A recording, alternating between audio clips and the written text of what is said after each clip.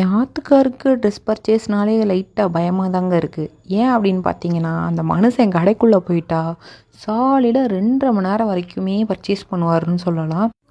இதில் பில்டப்புக்கு ஒன்றும் குறைச்சல் இருக்காது. நம்ம போனோடனே நான் பார்த்தோன்னே ஒரு சட்டையை எடுத்துகிட்டு வந்துடுவேன் அப்படின்னு சொல்லுவார். ஆனால் போனோடனே ஒரு சட்டையை செலக்ட் பண்ணிடுவார். அதை என்கிட்ட சொல்லவே மாட்டார். அது வரைக்குமே 2-3 சட்டையை போட்டு பார்த்து கடைசி ஃபஸ்ட்டு பார்த்த சட்டையை தான் எடுத்துகிட்டு வருவார். ஸோ இந்த தடவையும் அப்படி போய் நான் மாட்டிக்கிட்ட விலாக தான் நீங்கள் பார்க்க போகிறீங்க. பொங்கலுக்காக நாங்கள் ட்ரெஸ் எடுக்கிறதுக்காக கடைக்கு போயிருந்தோம். என்னதான் அவர் ஃபஸ்ட்டு பார்த்த சட்டை இந்த தடவை அவருக்கு பிடிச்சிருந்தாலும் சைஸ் பத்தலை, அதாவது ரொம்ப லூஸாக இருந்தது. சரி ஓகே அப்படின்னு சொல்லிட்டு ஒரு ஆனியன் பிங்க்கும் ஆஷ் கலர் ஜீனும் எடுத்துகிட்டு நாங்கள் ஃபைனலி ஒரு 2 மணி நேரம் கழித்து நாங்கள் கடையிலேருந்து அதுக்கப்புறம் பார்த்தீங்க அப்படின்னா வயிற்றுக்குள்ளே ஒரே சத்தம். என்னடா அப்படின்னு பார்த்தா மணி 1:30க்கு மேலே ஆகிடுச்சு. பசிக்க ஆரம்பிச்சிருச்சு.